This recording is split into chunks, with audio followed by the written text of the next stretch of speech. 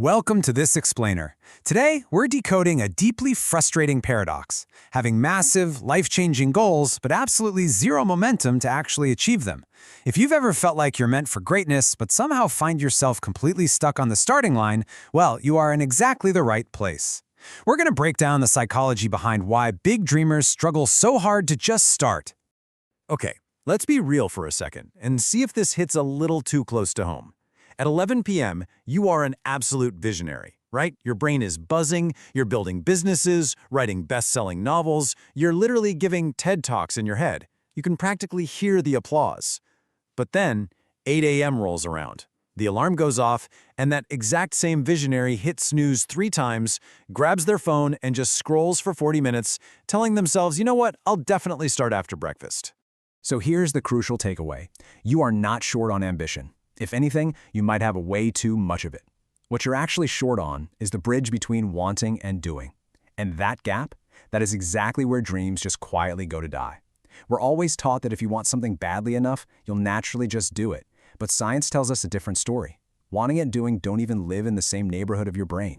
So it begs the question, why do ambitious people freeze instead of taking action? A lot of us unfairly label ourselves as lazy. We go to bed drowning in guilt, wake up promising that today will be different, only to repeat the exact same cycle all over again. It feels like a massive character flaw. But if we actually look at the research, turns out it's really not. All right, let's get into Section 1, Biology of the Freeze. You aren't lazy, you're just mismanaged. Let's dive into the brain science for a minute, because once you get this, it's a real game changer. First up, we have the prefrontal cortex. Think of this as your brain's CEO. It is entirely future-focused. It's the logical planner responsible for long-term strategy, delayed gratification, and basically managing that visionary 11 p.m. version of you that wants to write a book or launch a startup. But actively fighting against your inner CEO is your limbic system.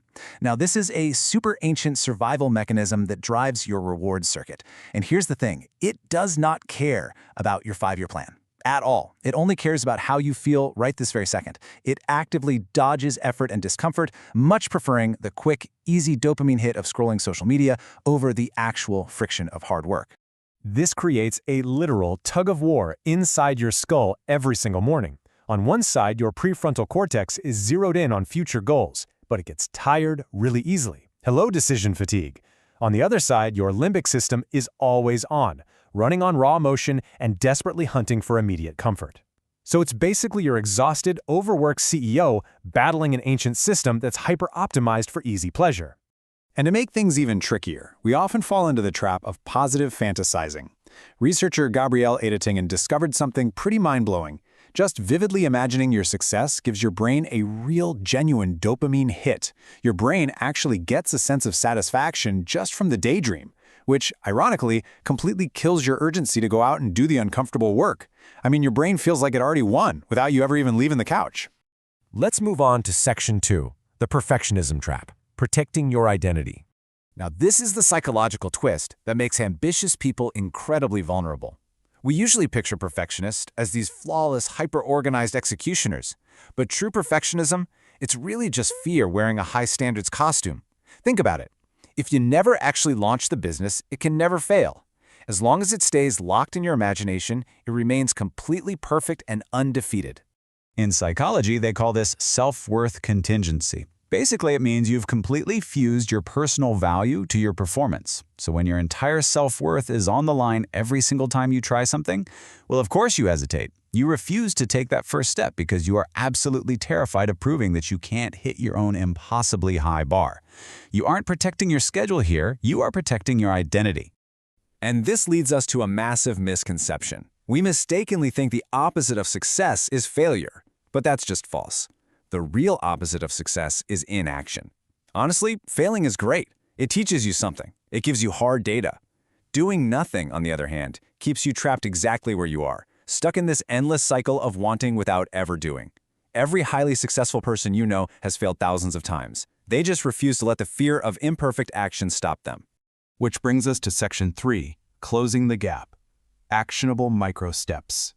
Listen, you are not broken, and you aren't missing some magical discipline gene. We just need to build a better system. So here are 6 proven ways to trick your limbic system and actually get into motion. We're going to look at shrinking the task, implementation intentions, mental contrasting, redefining success, the 2-minute rule, and environment design. Number 1, shrink the task. When your brain sees a to-do list item like write a book, it perceives a massive threat and completely slams on the emergency brakes. So you have to shrink the task until it's almost insulting. Don't aim to write a chapter. Just open the Google Doc and write a single sentence. Don't commit to a grueling hour at the gym, just put your running shoes on. The resistance lives entirely in the size of that first step, so make it laughably tiny.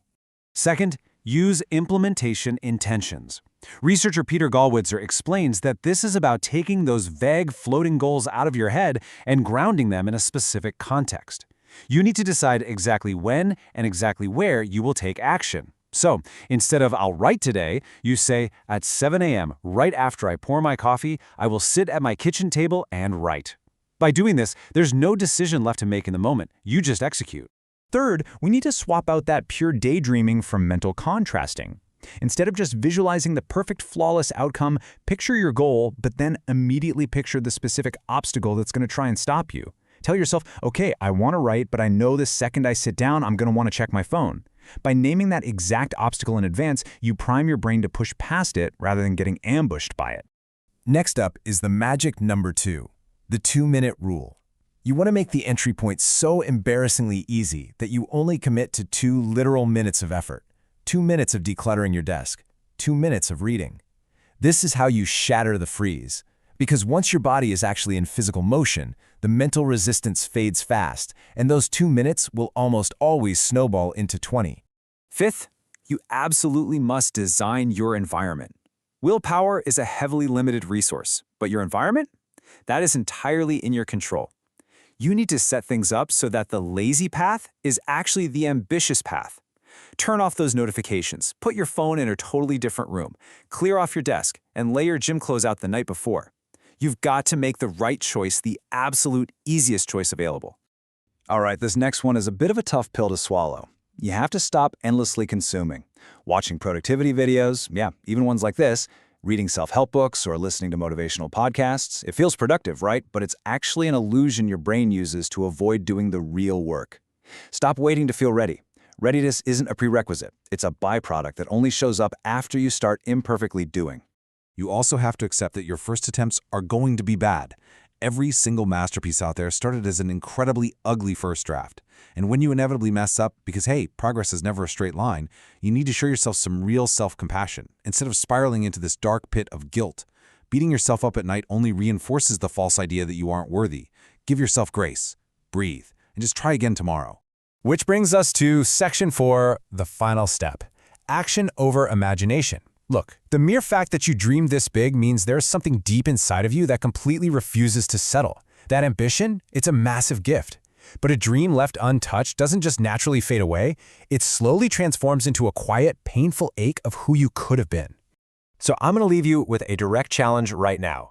Pick that one big goal you've been circling for months. Identify the absolute smallest, most laughably tiny possible first step.